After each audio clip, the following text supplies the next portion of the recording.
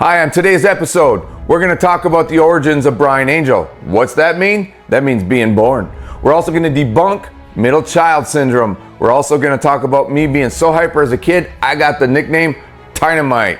That's when they introduced the word ADD to my mom. So come and join me on how and why I hid professional wrestling from my family for 2 years. Come and join me on my journey while I tell you that story. Cue the intro.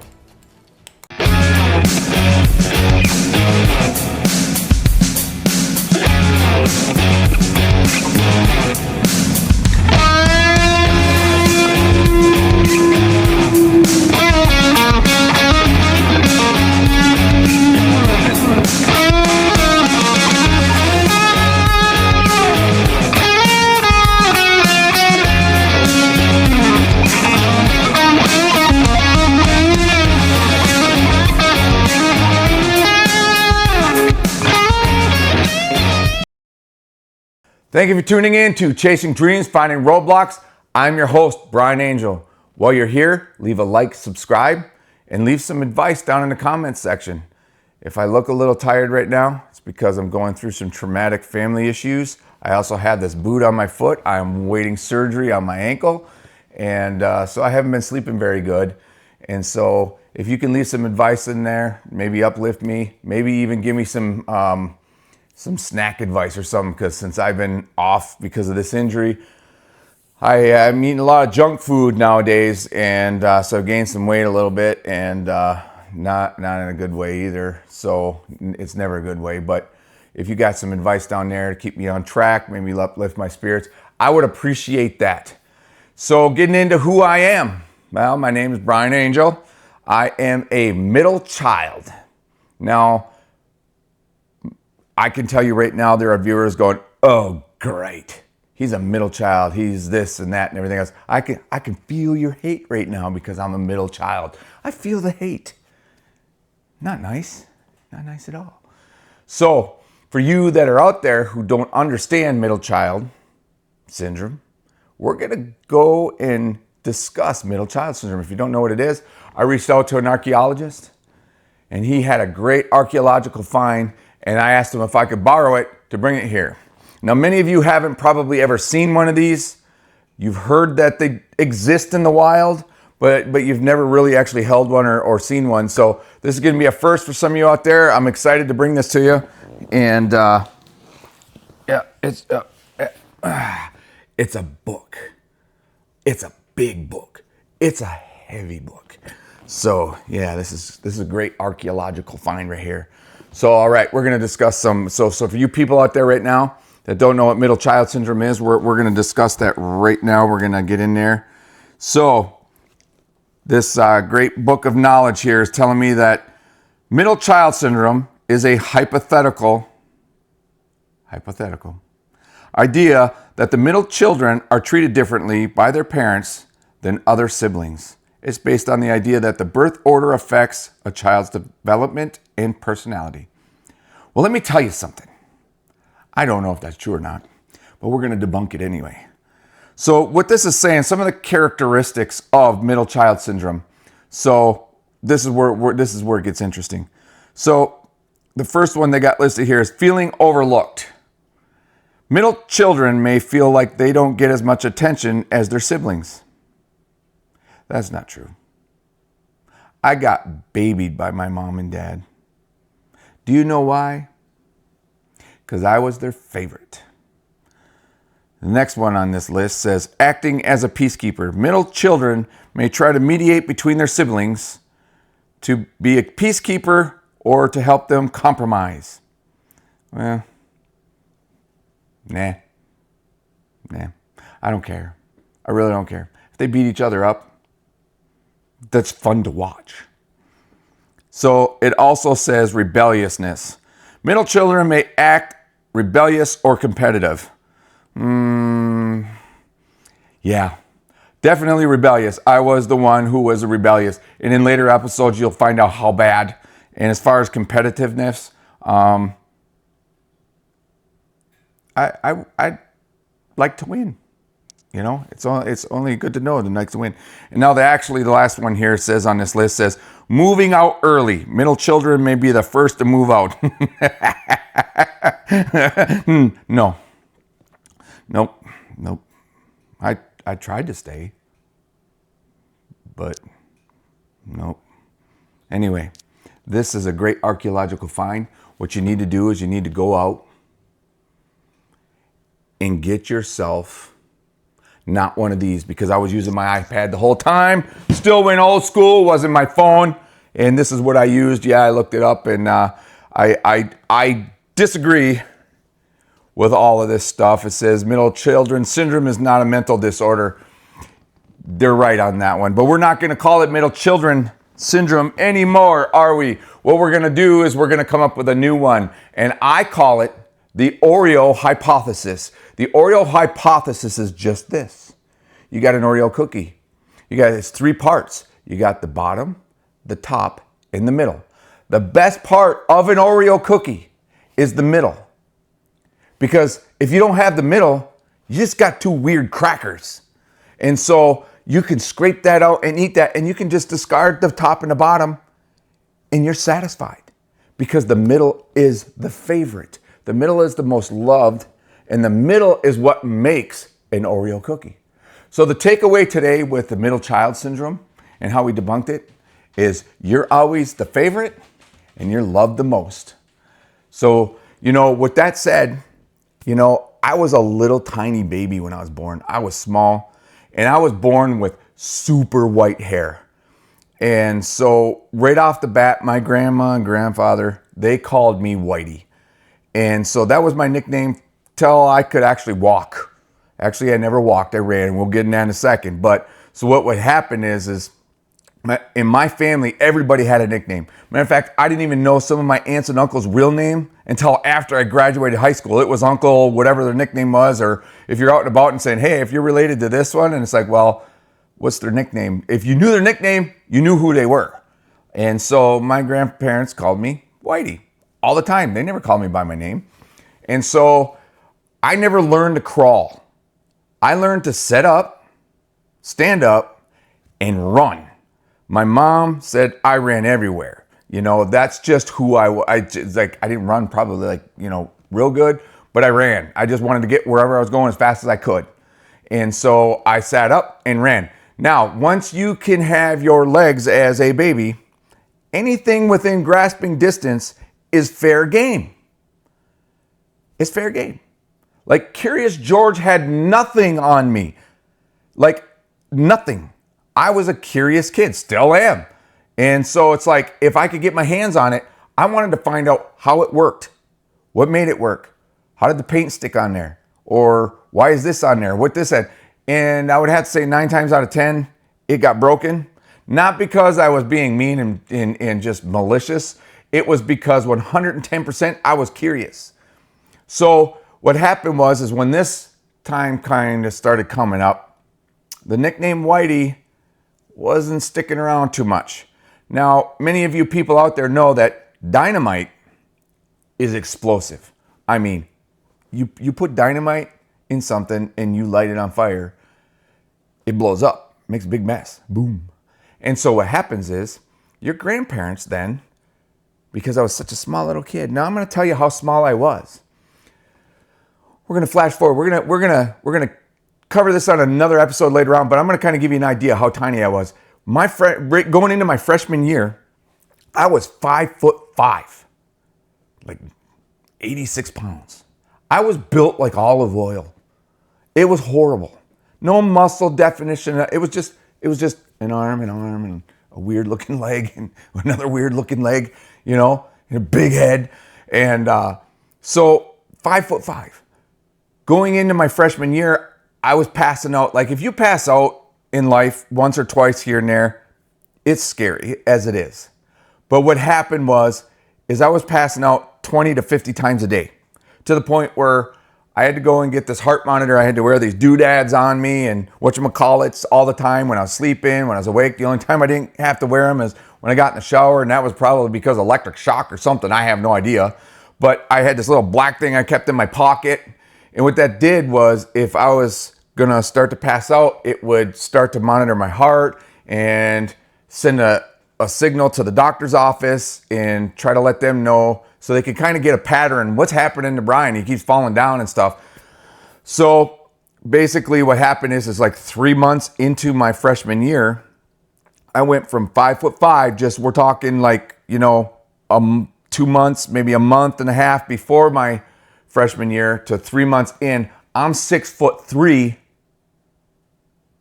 pretty much at the same weight, maybe a little bit more, maybe 100, 102 pounds. Now I'm even built worse than olive oil. I look like a stick with arms and legs and a goofy looking head. That's what I was. I mean, for crying out loud, when I graduated high school, I literally wore a size 26 pants.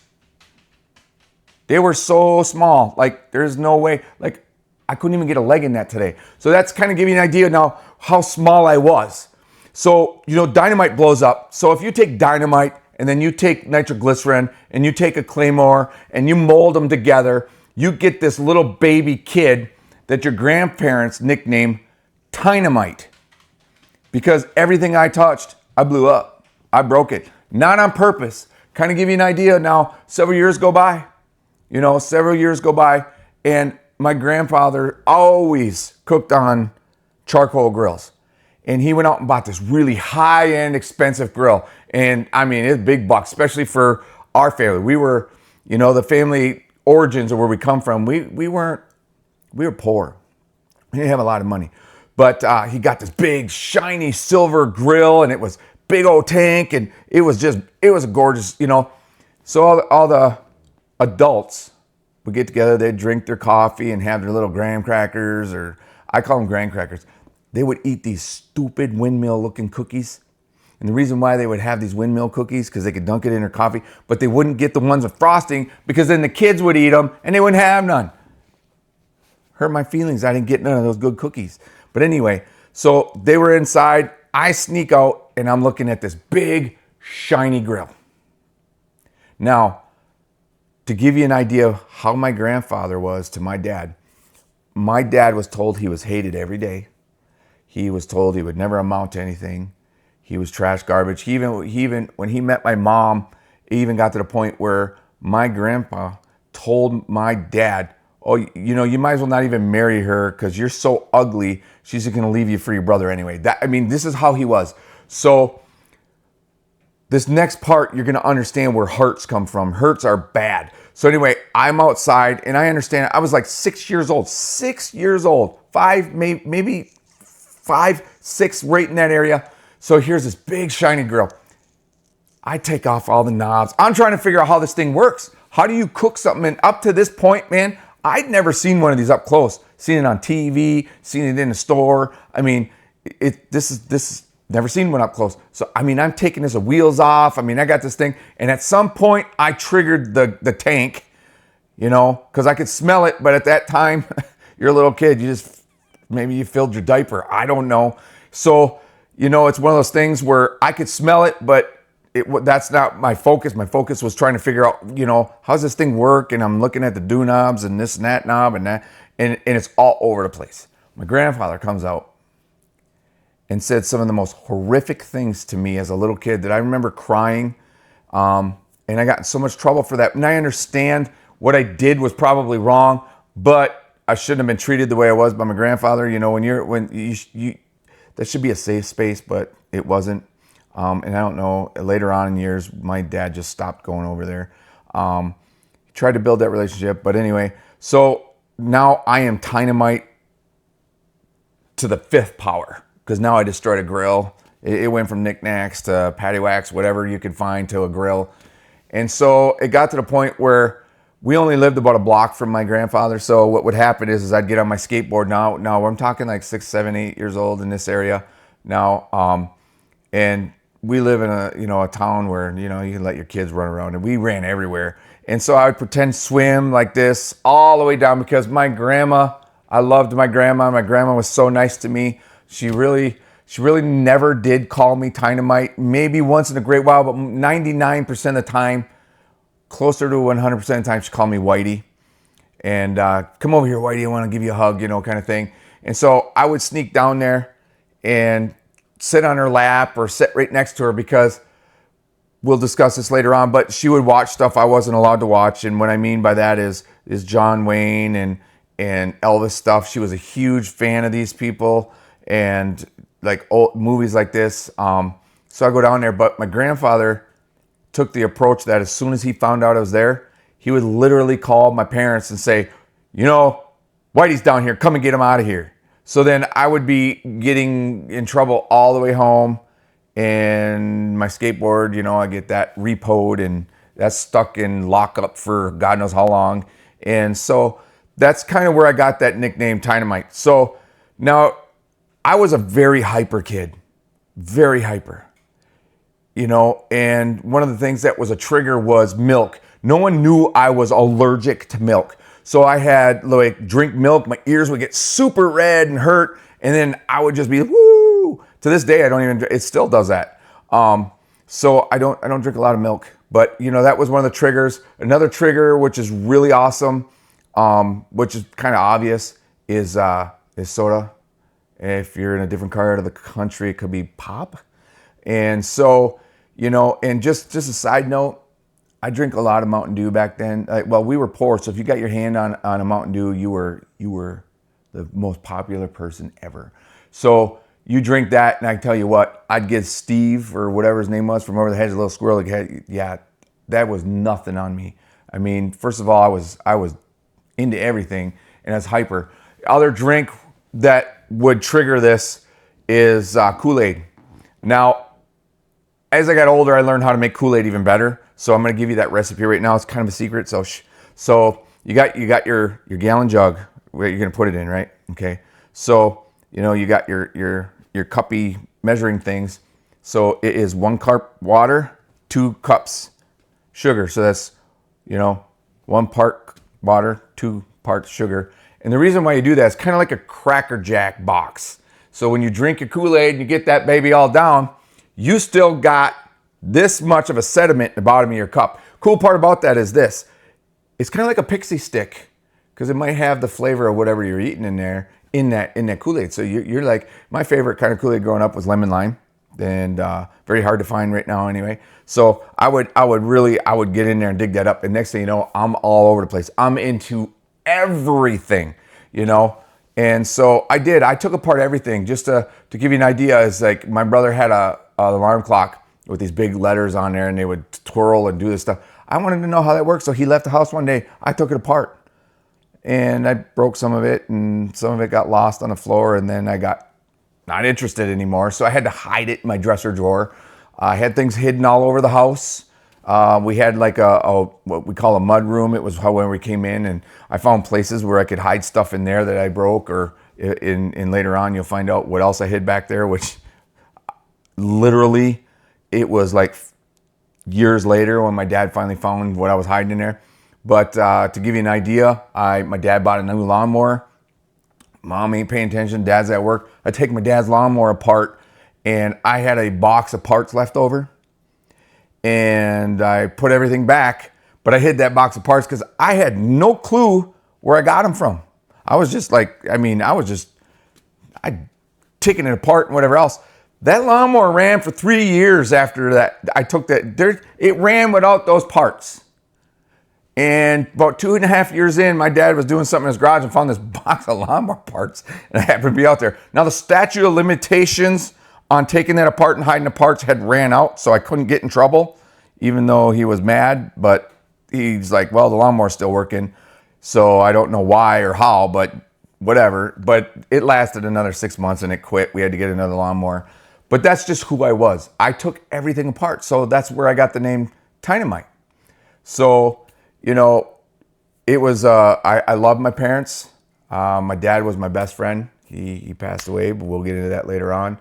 And get along with my mom. I was always a mama boy, so that debunks the whole, you know, middle child syndrome right there. I talked to my mom about everything, you know, if I was playing music or if I was seeing a girl or whatever else. That was kind of it. But so now y'all know where I got the name Dynamite. We debunked the middle child syndrome. It's now known as the Oreo Hypothesis. You kind of got a little bit to know me here. In future episodes, you're going to find out why I did some of the dumbest stuff on the planet and ended up with some of the most broken bones, what almost ended my mom in prison. So stick around for later episodes. Thank you for tuning in. While you're here, once again, give a like, subscribe, and I'm glad you showed up. Have a great day.